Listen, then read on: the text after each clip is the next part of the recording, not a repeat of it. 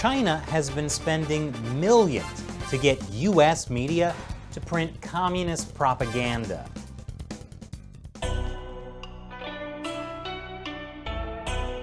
Welcome back to China Uncensored. I'm Chris Chappell. Our precious media. The fourth estate. Where would we be without the trusted mainstream media? We'd probably be watching some jerk on YouTube.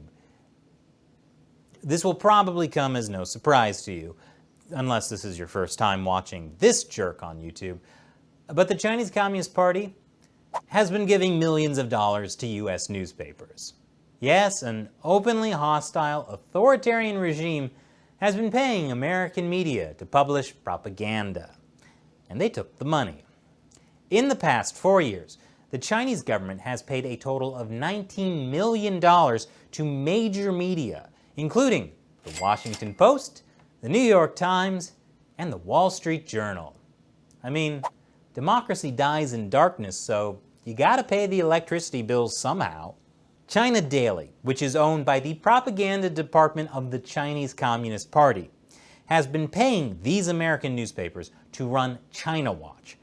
Now, it may look like a newspaper section, but it's actually a paid advertisement. It's just designed to look like a newspaper article, so you accidentally confuse Chinese propaganda with mainstream media reporting. China Daily has to disclose its activities semi-annually under the Foreign Agents Registration Act. But a recent amended filing was the first to give a full breakdown of who they paid and how much. It's almost as if they wanted this story to come out and blow up any respect the American public had left for our media. But the real question is, did money from China affect how these media reported on China? Well, that'd be hard to prove. Certainly there have been plenty of cases of Western media either knowingly or unknowingly doing reporting that would please the Chinese Communist Party. Did Chinese money influence foreign policy to write articles criticizing Trump's phone call with the president of Taiwan? Did the millions paid to the Washington Post result in critical reporting of the trade war? Or did the $50,000 the New York Times got lead them to publish opinion pieces like this, or this, or this? Okay, probably not, because $50,000 isn't a lot to a company that got $531 million in advertising revenue last year. And Western media pride themselves on the idea that advertising doesn't affect their editorial decisions. So, maybe it's not the money. Maybe it's the fact they all wanted the Communist Party to allow them to have reporters stationed in China. Well, the joke's on them. Bye-bye Beijing Bureau. But even more worrying than the stories these media report are the stories that they won't report. They might bury stories because of external pressure from Chinese officials or internal pressure over losing business in China, like how Bloomberg News silenced its own journalists for reporting on China corruption.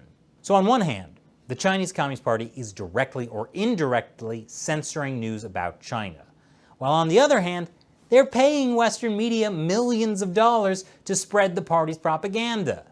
And it's not limited to China Daily or US media either. Apparently, now The Economist is taking money from state-run Xinhua news agency. So, where can you turn for accurate news on China from someone who will never, ever get paid by the Chinese Communist Party? This jerk on YouTube.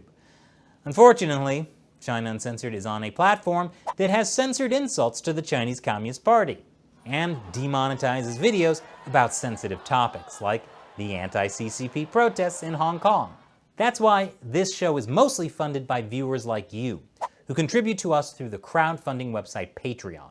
I call our supporters the China Uncensored 50-Cent Army. As a thank you to them, I answer their questions at the end of the show. Today's question comes from Straven.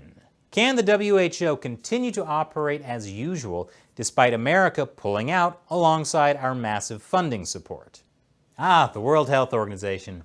Another supposedly independent body we were supposed to be able to rely on, but sold out to the Chinese Communist Party instead. Now, that's a very good question. The US was the largest single contributor to the WHO, about $450 million a year, until Trump announced at the end of May that the U.S. would stop funding them. Because they have failed to make the requested and greatly needed reforms, we will be today terminating our relationship with the World Health Organization. China, on the other hand, contributes only about $40 million per year. But if you're a fan of the WHO, don't worry, they'll survive. Their biggest funder now is the Bill and Melinda Gates Foundation. In fact, the Gates Foundation has upped their contribution, bringing the total to more than $250 million per year. But that's still nowhere near replacing the $450 million the US gave. Does that mean the WHO will now be chronically underfunded and we'll all be less safe? Probably not. The WHO is plagued with corruption. For more on that, check out our episode, Coronavirus, How WHO Corruption Helped It Spread. Even the division that handled emergencies like the coronavirus was chronically underfunded, while the WHO racked up huge travel costs, including first-class airfare and five-star hotels for WHO officials. So if operating as usual means waste and corruption, then I hope the WHO won't be able to operate as usual now that the US is pulling funding and redirecting it to other health-related causes. But really, the World Health Organization is just one manifestation of the incredible power China holds over the entire United Nations. Rooting out the rest of China's corrupting influence will be a much bigger task. Thanks for your question. And thank you for watching.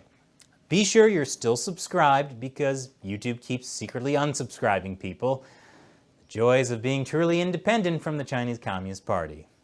Once again, I'm Chris Chappell. See you next time.